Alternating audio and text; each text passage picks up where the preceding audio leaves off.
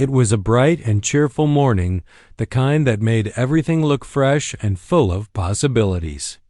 11-year-old Lilah Parker stood at the airport window with her mother, watching the airplane's taxi across the runway. She felt a small shiver of excitement run through her. Flying had always been her favorite thing in the world. While other kids collected toys or cards, Lilah collected airplane models. Her bedroom shelves were filled with miniature jets, helicopters, and even a glider her uncle had built for her birthday. Today felt extra special. She wasn't just flying, she was flying on a big passenger jet, one she had only seen on TV before. It was a large aircraft with silver wings that sparkled under the sunlight. As the boarding announcement echoed through the airport speakers, Lilah grabbed her mother's hand. Come on, Mom. They're calling our row, she said happily. Her mother laughed. We still have plenty of time, Lilah. The plane isn't going anywhere without us. But Lilah was too excited to slow down. They walked down the long jet bridge, the scent of warm metal and the hum of engines filling the air. When Lilah finally stepped into the plane, she felt like she was entering a different world. The cabin smelled of fresh coffee and clean air. The seats were lined neatly. Passengers were placing their bags in the overhead bins, and flight attendants were greeting everyone with bright smiles. Lilah and her mother found their seats near the middle of the plane. Lilah quickly buckled her seatbelt and stared eagerly out the window. She loved seeing the ground crew moving around like ants, checking the plane, loading luggage, and waving signals to the pilots. As passengers settled in, a friendly flight attendant passed by and noticed Lilah's excitement. First time flying on a big jet? She asked kindly. Lilah shook her head. No, but I love airplanes. I want to be a pilot someday. The flight attendant smiled. Well, maybe you'll be flying a plane like this one in the future. Hearing that made Lilah beam. She loved it when people believed in her dream. After a few minutes, the intercom crackled and the captain's calm voice filled the cabin. Good morning, everyone. This is your captain speaking. We're expecting clear skies and smooth winds today. Sit back, relax, and enjoy your flight. Lilah felt her heart flutter. She wished she could meet the captain. She wanted to see the cockpit, the secret room where all the magic happened. For her, the cockpit was like a treasure cave filled with glowing buttons, levers, screens, and the famous yoke that controlled the plane. When the plane began moving, Lilah pressed her face against the window. The jet slowly turned onto the runway. The engines roared louder, vibrating the entire plane. Lilah held her breath as the world outside started racing backwards. Then, with one smooth surge, the aircraft lifted off the ground. Every time the plane took off. Lilah felt like she was leaving the earth behind and joining the clouds. Once the seatbelt sign turned off, passengers relaxed. Some took out books, others put on headphones, and a few lowered their seatbacks for a quick nap. Lilah, however, had only one thing on her mind. Mom, she whispered, do you think I could see the cockpit? Just for a minute? Her mother looked unsure. I don't know, honey. They might be busy. But maybe. Just maybe, Lilah insisted softly. Gathering courage, she pressed the call button. When the same friendly flight attendant returned, Lilah asked politely, is it allowed to visit the cockpit? I won't touch anything. I just really want to see it. The attendant looked at her for a moment, then smiled warmly. Let me check with the captain. Lilah waited in her seat, her fingers crossed tightly. A few minutes later, the attendant returned. You're in luck, she said. The captain said you can visit just for a few minutes. Lilah gasped. Her mother gave her an encouraging nod, and Lilah followed the attendant toward the front of the plane. The cockpit door opened, revealing a small but magical space. Inside, lights blinked on dozens of panels. Screens displayed maps, speed indicators, and colorful symbols Lilah didn't recognize. The captain, a tall man with kind eyes, turned around and smiled at her. Welcome, young aviator, he said. I hear you want to be a pilot one day. Yes, sir, Lilah replied shyly, standing straight like she was reporting for duty. Well, let me show you around. He pointed to different controls and explained what each one did. Lilah listened carefully, amazed by how much detail went into flying a plane. He even let her sit in the co-pilot seat for a moment, something she would remember forever. You've got good focus, the captain said. That's important for a pilot. Lilah's eyes sparkled. Thank you. I hope I'll fly a plane someday. I'm sure you will, he replied. After a few minutes, the visit ended, and Lilah returned to her seat feeling like she had just stepped out of a dream. She couldn't stop smiling. She hugged her mother and whispered, "This is the best flight ever." At that moment, no one knew how important that short visit and Lilah's fascination with flying would soon become. The flight had been peaceful for hours. The engines hummed softly, like a steady lullaby, and most passengers were relaxed.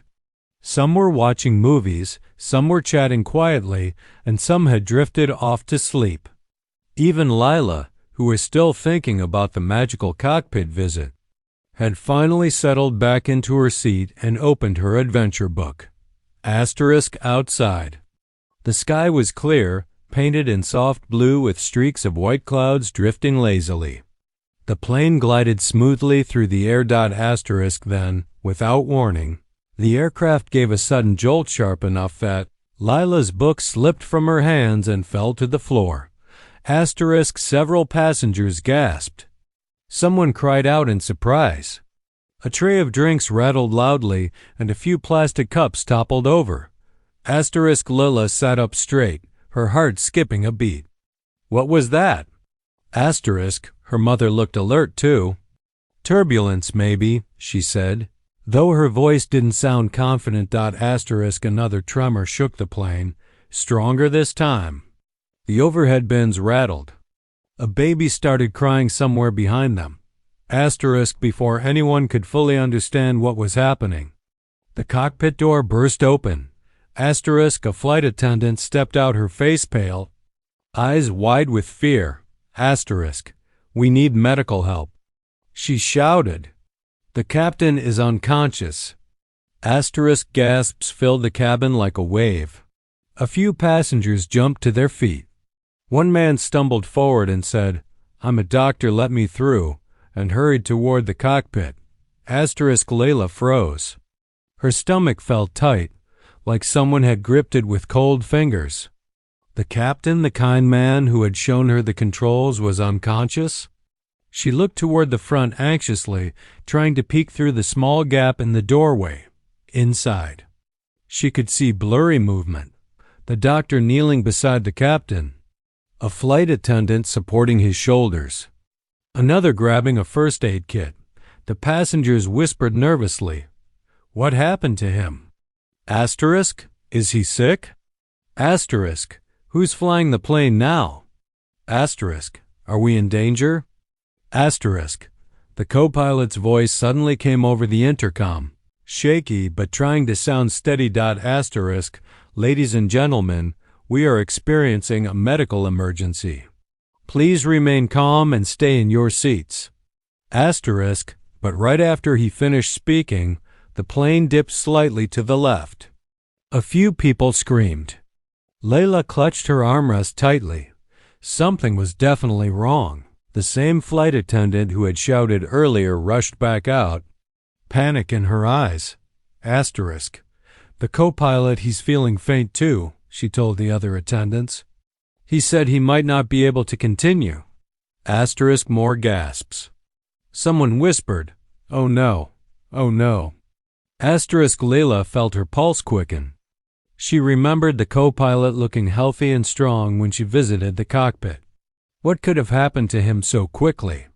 Asterisk inside the cockpit, more chaos unfolded. The doctor was checking the captain's pulse. The co-pilot was sitting slumped in his seat, sweating heavily, gripping his head like he was dizzy. Asterisk, "Sir, can you continue flying?" A flight attendant asked. Asterisk he shook his head weakly. I don't think so. My vision is blurring." Asterisk the doctor looked up. Both the captain and the co-pilot might have been exposed to something that caused a sudden drop in blood pressure. They need immediate medical care when we land. When we land. The words hung in the air, heavy and frightening. Asterisk how were they supposed to land without a healthy pilot? Asterisk Lilah wasn't the only one who thought it. One passenger stood up and asked loudly, "Excuse me, but who is flying the plane right now?" No one answered. The silence was worse than screaming. Asterisk inside the cockpit. Alarms began to beep softly warning sounds indicating the autopilot needed instructions. Without guidance, even the smartest systems would eventually fail. Asterisk a senior flight. Attendant hurried down the aisle with trembling hands. Asterisk everyone. "Please remain seated," she said, trying to keep her voice steady. Though it clearly wasn't. "We are contacting ground control. The autopilot is keeping us stable for now." But people could hear fear beneath her professionalism. A woman in the back began crying. A man muttered, "This can't be happening." Another whispered prayers under his breath. Asterisk Lilah's mother reached over and held her hand. "Everything will be okay," she said softly, but her eyes were filled with worry. Asterisk Lilah didn't speak. She was thinking about the captain's smile when he said she had good focus.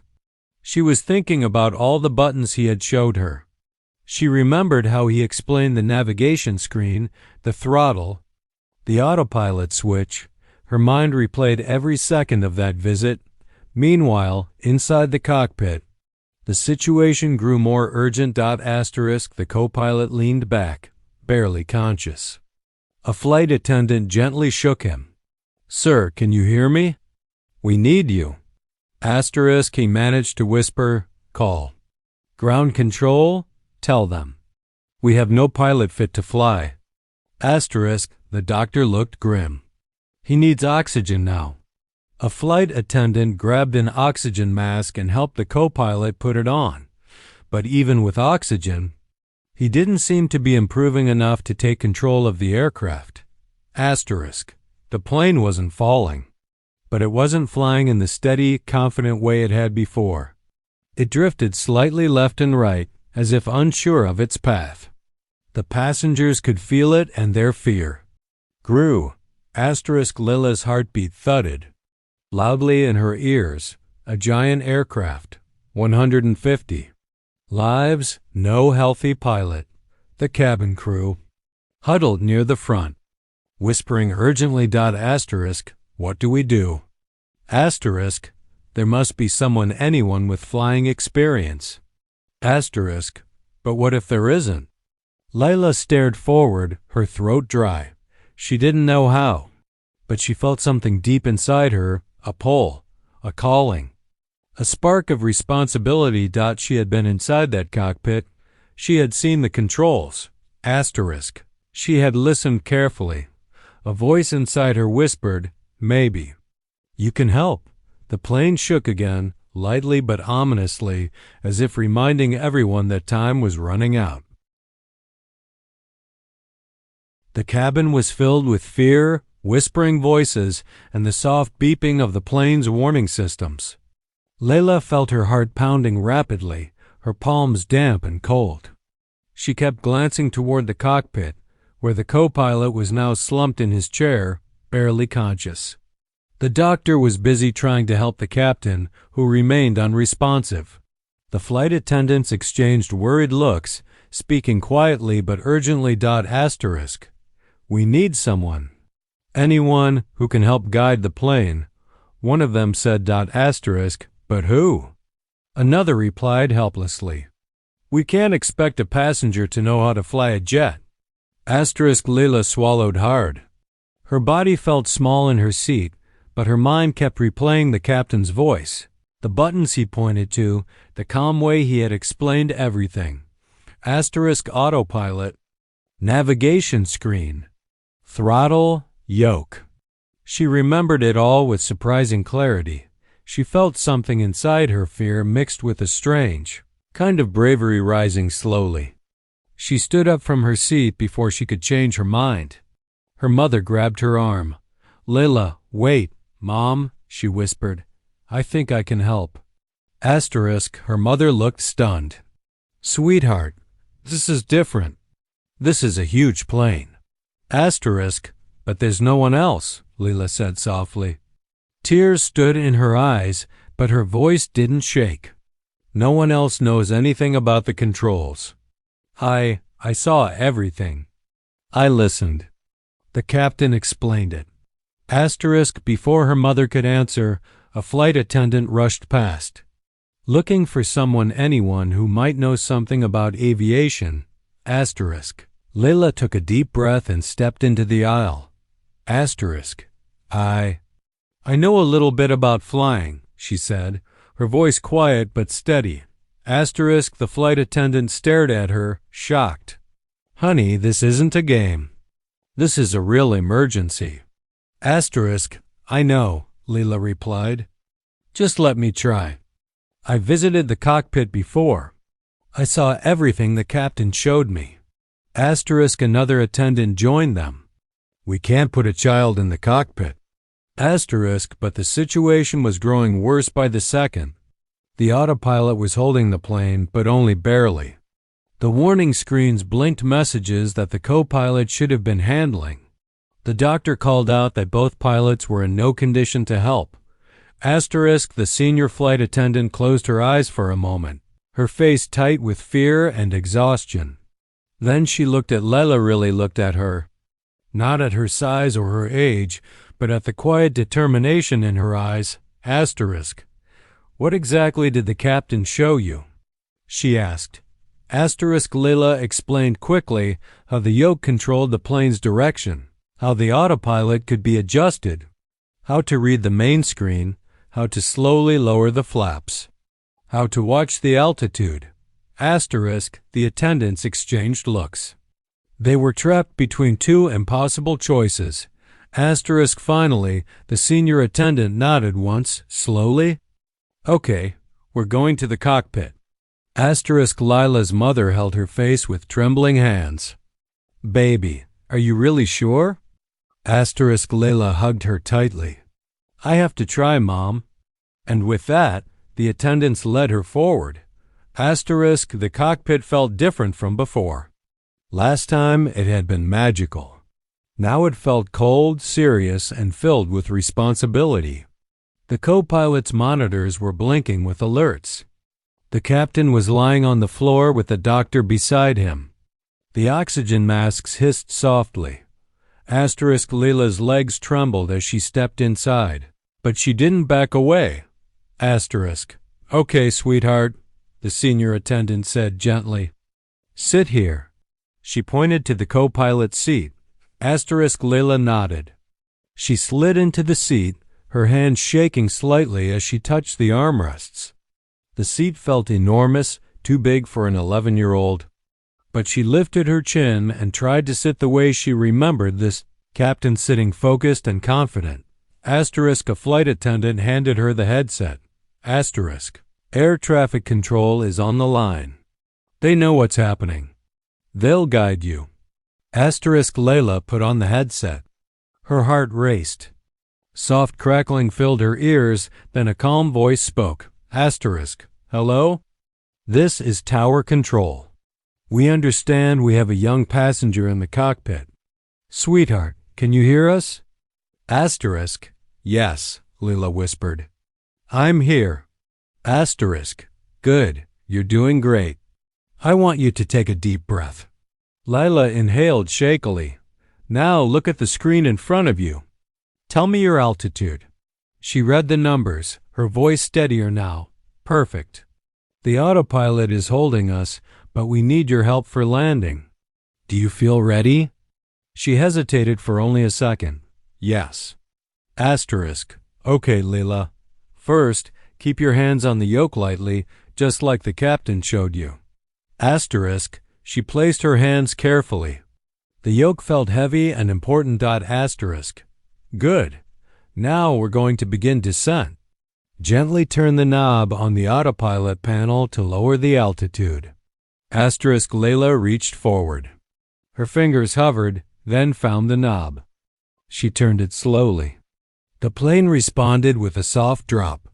The passengers behind her gasped faintly, but she stayed focused. Asterisk. Excellent, Lilah. You're doing great.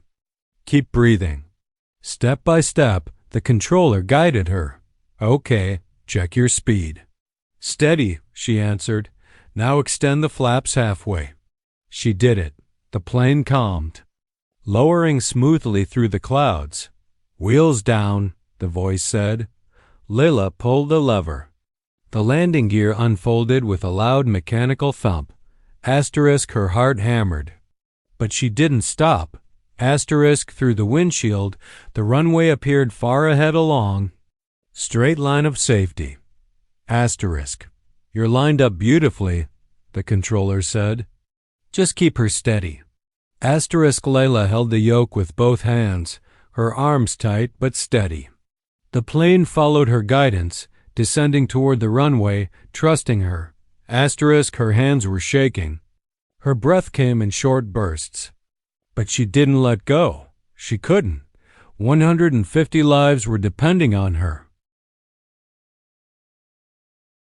The runway stretched out in the distance like a long gray ribbon, growing larger every second. Lilah's breath trembled as she kept both hands firmly on the yoke. She had never felt so small, yet never so determined. The plane was descending smoothly now, but she knew the hardest part was still ahead. Asterisk. Inside the cockpit, everyone was silent. The doctor knelt beside the captain, whispering updates under his breath. The co-pilot, still weak and pale, fought to stay conscious just long enough to watch the young girl take control of the aircraft. The flight attendants hovered behind Lilah, holding their breath. Asterisk. In her headset, the calm voice of the air traffic controller returned. Asterisk. Lilah, you're doing perfectly. You're about 2 minutes from touchdown. Keep the nose steady. Okay, she whispered, though her throat felt tight. Through the cockpit windows, she could see the runway lights blinking like tiny stars. The ground looked both close and impossibly far. Her arms felt heavy from holding the yoke, but she didn't dare loosen her grip. The plane dipped slightly to the right. A flight attendant gasped. Asterisk. Corrected gently. The controller said, no sudden moves. Asterisk. Lilah nudged the yoke slightly. The plane straightened out. Asterisk. Good girl, the voice said warmly. You're flying it better than many adults could. Asterisk. Lilah swallowed. A tear slipped down her cheek, but she didn't wipe it away. She couldn't take her hands off the controls. Asterisk. Behind her, passengers clung to their seats, praying, holding hands, whispering words of hope. A mother hugged her child close. An elderly man closed his eyes tightly. Several people quietly cried. All of them depended on a brave 11-year-old girl. Asterisk. The plane continued its descent, the runway shining brighter now. Asterisk. Lilah, the controller said gently, we're going to bring the plane down. You'll flare at the last moment. Do you remember what the captain told you about that? Asterisk. Yes, Lilah said. She remembered his exact words. Pull back just a little before landing. Let the plane kiss the ground. Asterisk. Good, you're almost there. Keep your eyes forward. The altimeter ticked down. 0.200 feet, 150 feet, 100 feet. The runway rushed toward them. Lilah's heart hammered like a drum. Asterisk. Steady? Steady, the voice guided. Asterisk, the wheels were only seconds from touching the ground. Lilah's fingers trembled, but she kept her hold, breathing through her fear. Asterisk, at 20 feet. The controller spoke calmly. Asterisk, now Lilah. Flare. Asterisk, she gently pulled back on the yoke, just the way the captain had shown her during her cockpit visit. The plane's nose lifted slightly. A second later, thump. The wheels touched the runway. Asterisk, the plane bounced lightly, then settled solidly on the ground. Asterisk, we're down. A flight attendant cried out, but it wasn't over yet. Brake gently. Lilah, the controller said. Asterisk, she pressed the pedals slowly. The engines roared as the plane decelerated. The runway lights sped past on both sides as the aircraft slowed down faster. Slower, slower. Until finally, the plane came to a full stop. Silence filled the cockpit for one long, breathless moment. Then the cabin behind her erupted. People cheered. People sobbed. People hugged one another. Some fell to their knees in relief. Voices shouted, Asterisk, she did it. Asterisk, we're alive. Asterisk, the little girl saved us. Asterisk, the flight attendants were crying openly now. One placed both hands on Lilah's shoulders from behind, her voice shaking. Asterisk, you did it, sweetheart. You saved everyone. Asterisk, Lilah finally let go of the yoke. Her arms felt like jelly. She took off her headset and let out a long, shaky breath she didn't realize she'd been holding.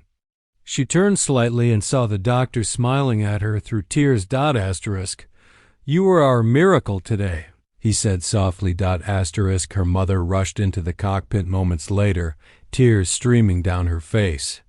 She knelt beside Lilah and hugged her tightly, so tightly Lilah could feel her mother's heart pounding. Asterisk, I'm so proud of you, her mother whispered. So proud.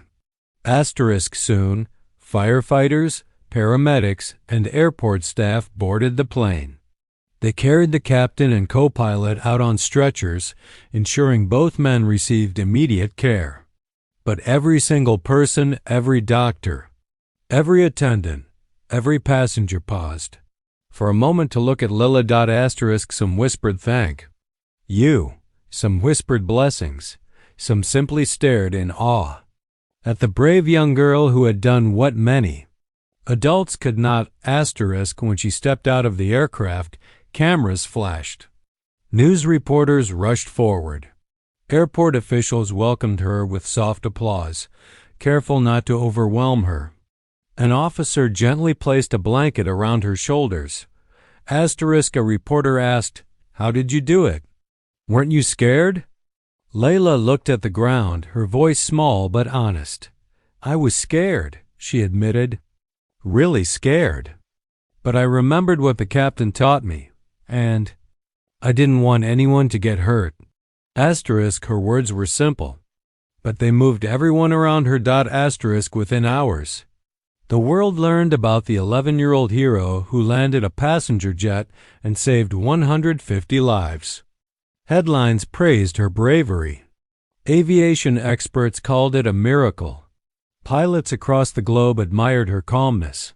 Asterisk, but Lilah didn't think of herself as a hero.